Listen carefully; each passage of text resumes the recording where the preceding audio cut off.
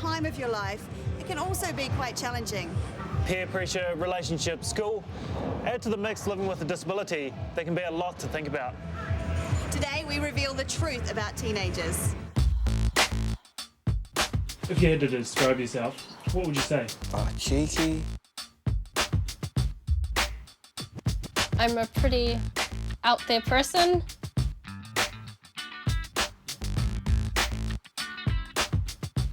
I hate being the centre of attention. I don't really see myself as being that much different to anybody else. Like to make new friends. Like to shout.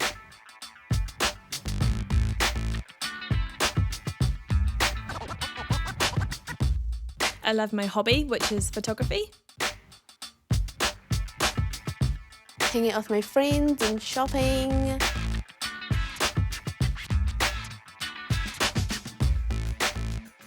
How would I describe myself?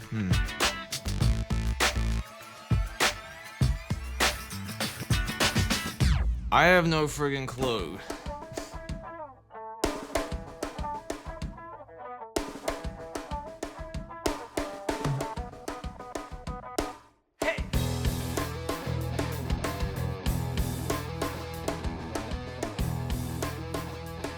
I don't care what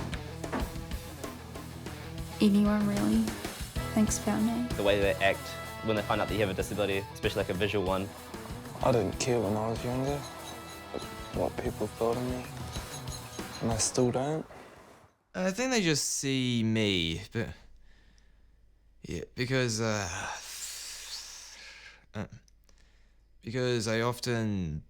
don't think I often tell people that I have Asperger's syndrome. But I don't mind them knowing either. When I go shopping, people always stare at me. I don't really notice anymore, but when I go shopping with like friends that aren't used to like going out with me, they really notice it. And my best friend Angela, she gets real angry and I don't know, I should say something to someone.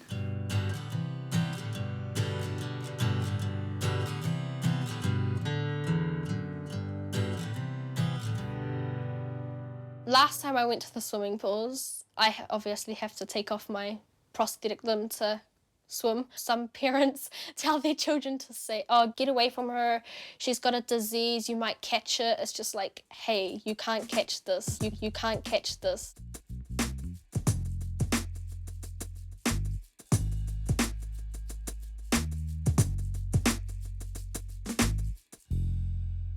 You just want to yell at them.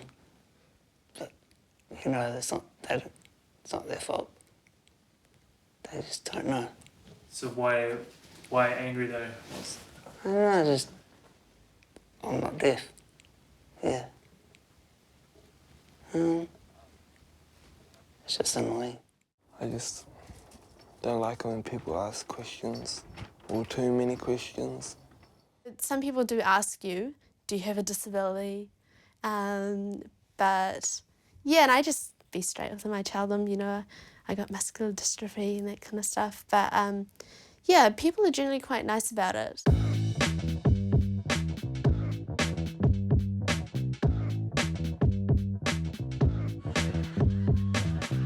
And then that's when they start asking questions. It's like, see? It's not scary to ask people questions of what happened to them or how they got disabled or whatever. In sport with PE at school, sometimes we'd play softball. Oh, you can't hit the ball, so someone else can hit for you. I'm like, well, why can't I hit the ball? I'm no different to you guys. I have two hands, I can still swing the bat. I think there's a part of me that prides himself on being an Aspie. Sometimes it feels like it's both a blessing and a curse. It's a blessing because it lets me think differently and think outside of the box. And it's also a curse because sometimes I don't think of the obvious things even when they're in my face. I don't know how that happens either. When a hearing person comes up to me, I'd like them to try and communicate with me, not just walk away because I'm deaf. They should maintain eye contact with me and not shout at me in my face because it won't help. I just kind of don't refer to myself as being in a wheelchair. Like when I say I'm going out to my car, I say I'm going for a walk to my car, and people kind of look at me funny, and it's like, well, what am I supposed to say? I'm going to go for a roll out to my car?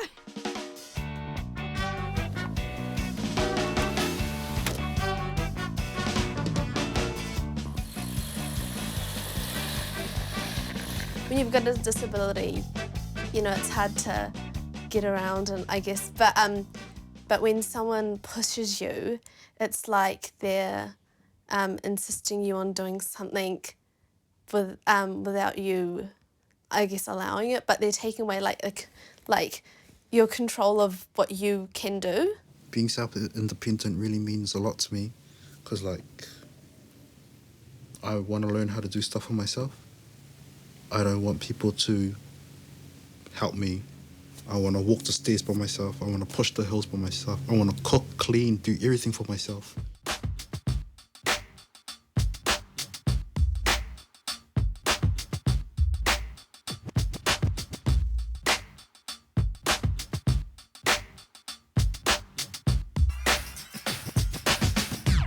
Traveling's quite hard.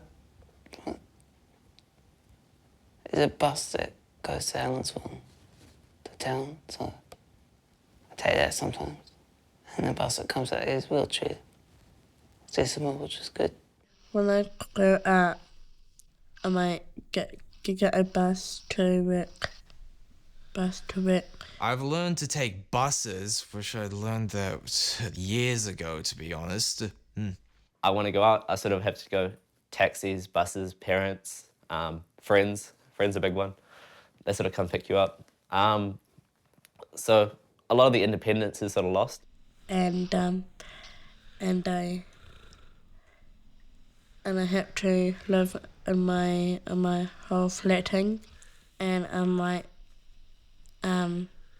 live with my friends like anybody else. I like to be independent when I can, but at the moment I do kind of rely on my parents quite a lot. I mean, they transport me around. If they didn't transport me, I'd have to, learn the routes to the bus stations or catch taxis. It would be expensive. Well, I've got my license, but I don't have a car to drive. I've been talking to Dad about getting a driver's license so I can finally drive around and crash my car into somebody else's house.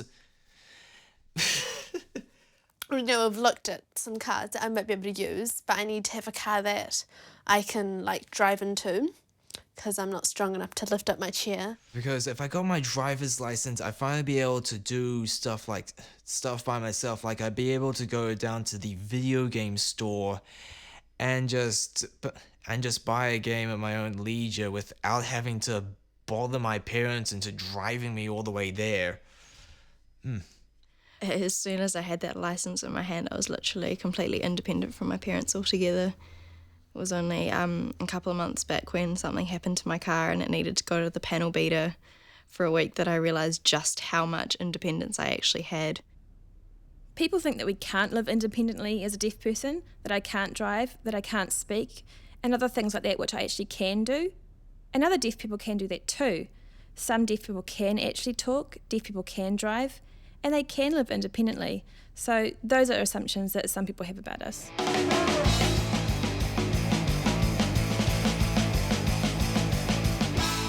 I bloody hate pity. I hate people coming up to me and saying, "Do you need help?" Yeah, you get people who say, "Oh, I feel really sorry for you," and it's kind of like, well, I've lived with being blind all my life. I don't feel sorry for myself, and I don't really want you to feel sorry for me either. I went to the car and this man came up to me and he goes, "Do you need help?" And I'm not being rude or anything, but he actually gave me that baby look. He goes, "Do you need help?" And I'm like, I would not have came to the grocery stores by myself if I couldn't load my groceries back into my car.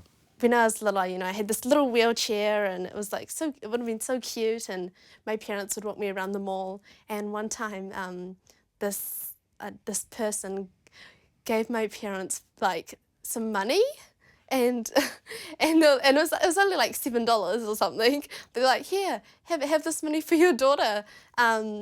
I can't remember it, but yeah, they tell me it's pretty funny. They're like, oh no thanks, it's okay, and they insisted on giving it to my parents. No, I don't think anybody pitied me, and actually, I don't think I told any of the people I knew that I was an SB because at the time I didn't really understand it myself, and to this day I still don't. I think it was just like a lack of understanding in a lot of the cases, because they don't really know what it's like to be visually impaired or to be have a disability. So it was just their way of dealing with something different, I guess.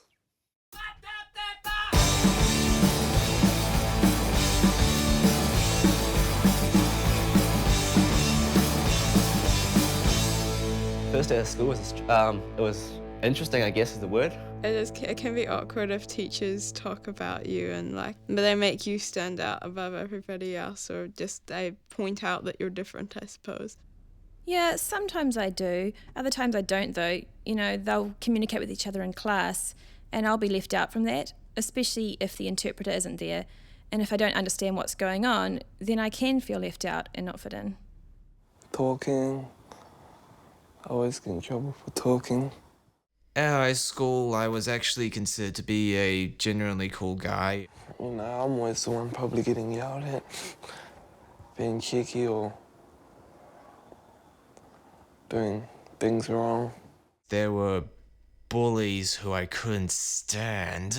Bullying, it doesn't really affect me, but the worst thing is it's just like people say, I'm gonna take your leg off you and I'm gonna smack around your head or something.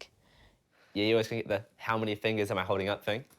So I sort of give them a nice gesture back saying how many fingers. Sometimes feels quite sad to see people treating you that way. People moving stuff around, because I know that I have certain places for certain things, so I can go there and it's there straight away. And then people move stuff around and then it's not there. It's just, haha, real funny guys. Yeah, I guess you could call them bullies because they were just complete jackasses who would continuously call me names and I'd never have any snappy comebacks. And I still don't. I have one good friend, she sticks up for me and stuff. Like when people bully me, and yeah, she's an out there girl as well. Coming into intermediate, and I would probably say that those were the worst 2 years of my life. I was at a small all-girls school, lots of cattiness, and nobody particularly liked me, and I went into high school worried that the same thing was going to happen. I've been called retarded and handicapped and all these other things. It's just like, oh my gosh. You don't have to all accept you for who you are. Sometimes it feels a bit awkward. So I just carry on and I say to them, wow, I'm not retarded, I'm not handicapped, I'm just like you guys. I actually went to them and spoke to them. I wasn't scared of them because if they were going to hit me, bloody hit me, I don't care. Just want to fit in. Feel like I'm normal.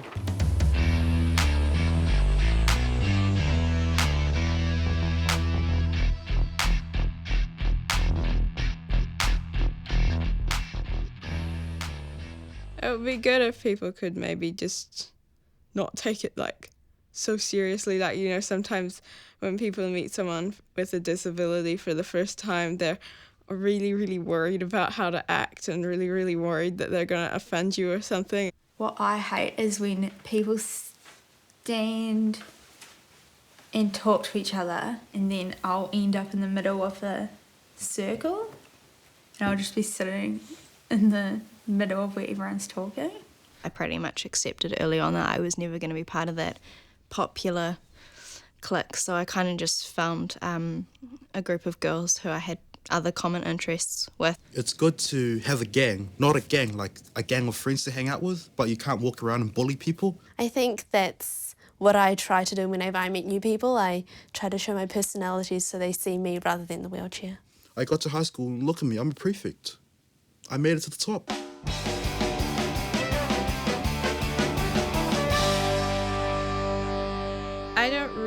have like much of a social circle or like best friends at school because, yeah, I guess if I wanted to fit in, I would have to kind of change who I am in a way. Some friends find it hard to,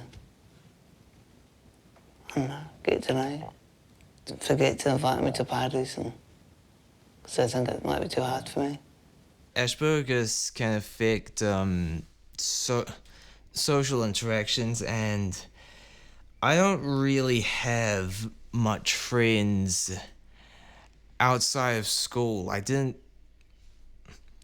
often bring friends outside of school to my house. Well, when I was with my deaf friends, because there were other deaf students there, it was easy to make friends, but sometimes it was difficult making friends with the hearing students. Yeah, I've got 5 really close friends, and then we've got like a bigger group, but my really close friends are real good to me and stuff. I've got a few group of friends. I've got some at school and I've got some at youth group, and we and so with I guess my school friends, we do school stuff together, but with my youth group friends we often go out to dinner and things like that, and they're always really helpful. They drive me places because I don't have a car, so they're really awesome. Actually, come to think of it, I'm better at making friends with adults and regular teenagers. Surprisingly enough,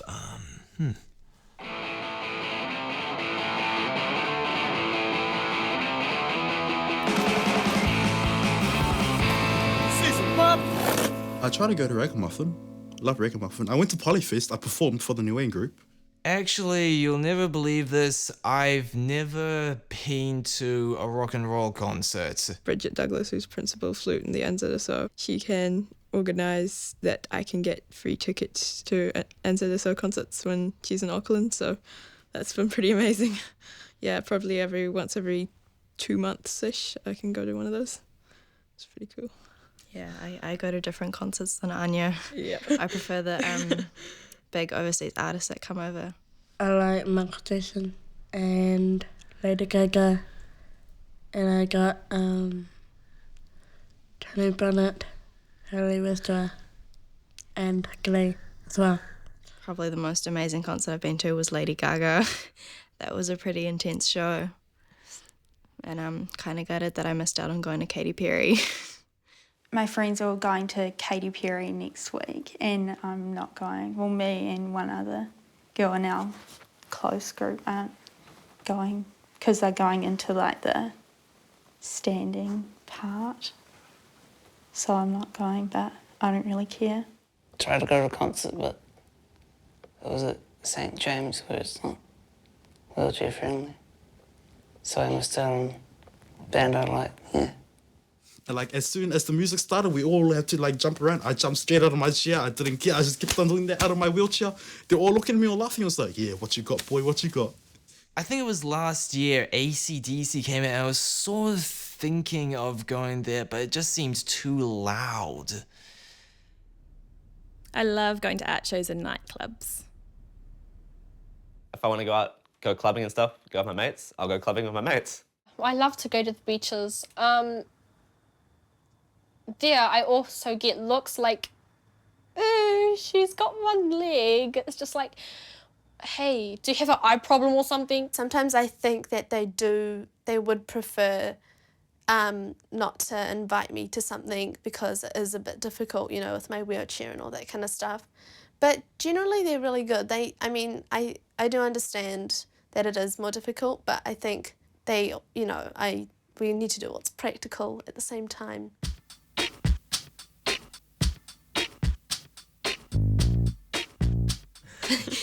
You can start on this one. Well, to me, I think first comes love. Like any other teenager, I've thought about it. Then comes commitment. Relationships. I've had probably 3. Then comes responsibilities. I think that they're difficult for anybody. I think that they're probably more difficult with a disability. Then comes marriage. I don't have a girlfriend. Wish I did, though. I like Laura because she's very giving. It should be more about the person than the fact that they're in a wheelchair. But I mean, for first impressions, I guess that can sometimes be a factor. I think maybe that's something that I thought, that it would be harder to be in a relationship, but all my friends are really encouraging. They're like, "No, you'll get a boyfriend easily, Olivia." Because if you get a job, that's what I'm at my age sometime. Yes. Is it good for you or not? Yeah. I only had a couple of girlfriends. Haven't had a relationship in 5 years. The girlfriend I have at the moment, she's a really good girl. She's very faithful, good personality, accept me for who I am, and isn't shy to say, oh, that person in the wheelchair, he's my boyfriend. Well, obviously good communication. I mean, if he doesn't have the same language as me, I could teach him, you know, if I got into a relationship. They might get mocked of like, oh, shame, you're with a disabled person, haha. What did you ever see in that person? It's just like, eh. So they just treat you more as a friend than going for relationships. I know that with mine, when I'm talking to people, most people can talk to them, they can see facial expressions, and facial expressions tell a lot when you're talking to somebody. And if you can't see that, it's like, well, it's talking to them like this sort of thing. So it's been hard.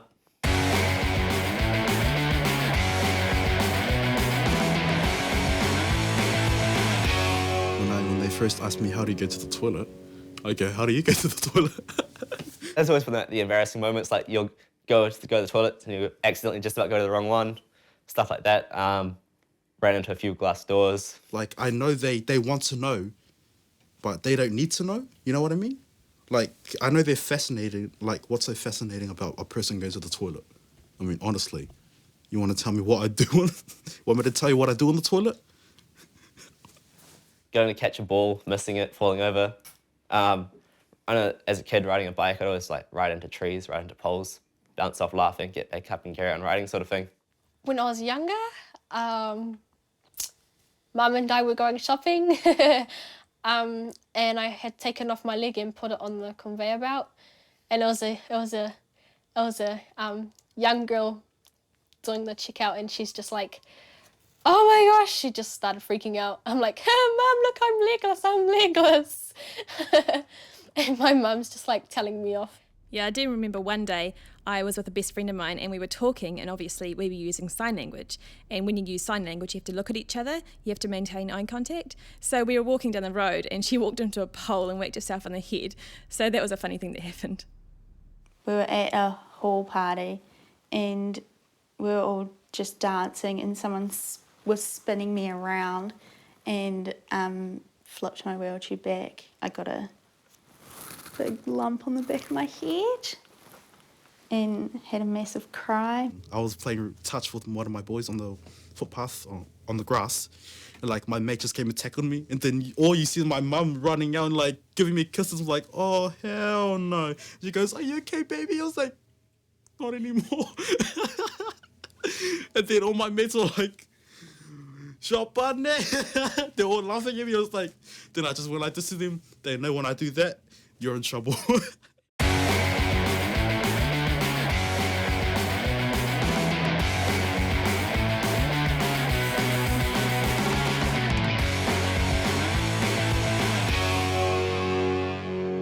I really want to start being a lawyer.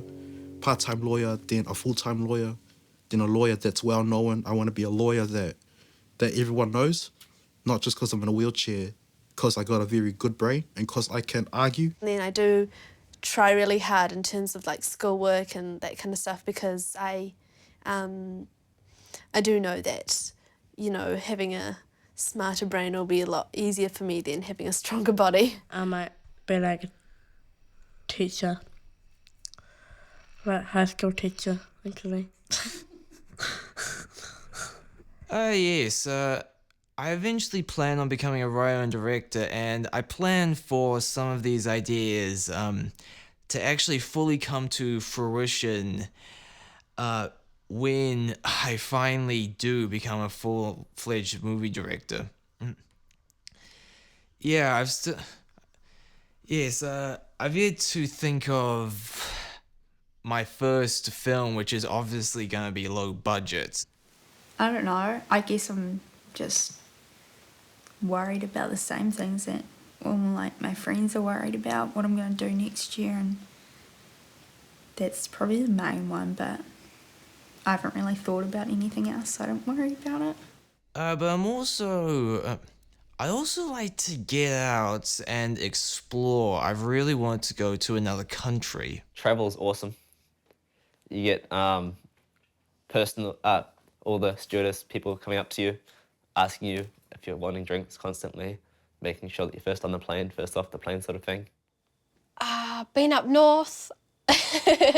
I think I've been around Auckland, yep. I haven't been anywhere else. I haven't been out of New Zealand. I like to go to America. That's the place where apparently a nobody can become a somebody in a day, yet I've never seen any evidence of that. I just went there. I'd like to go Paris. That'll be cool. Go stand by the tower.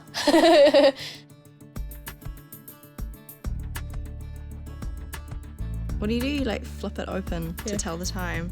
Yeah. That's pretty cool.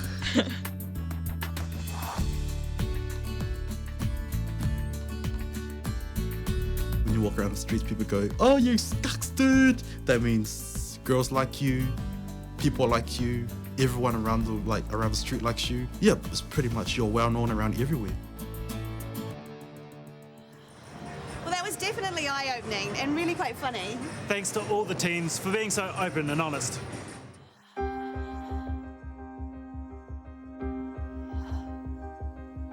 It's about survival. We are able to keep babies alive much, much younger age. When I was born, we would be lucky to be keeping 28 or 30 weekers alive, and now we're routinely keeping 24 weekers. You also, in that group of babies as a whole, have a lot of other significant developmental issues. Come from a position of hope, because hope does bear fruit with people like me and the countless others who are preemie and who come out of it.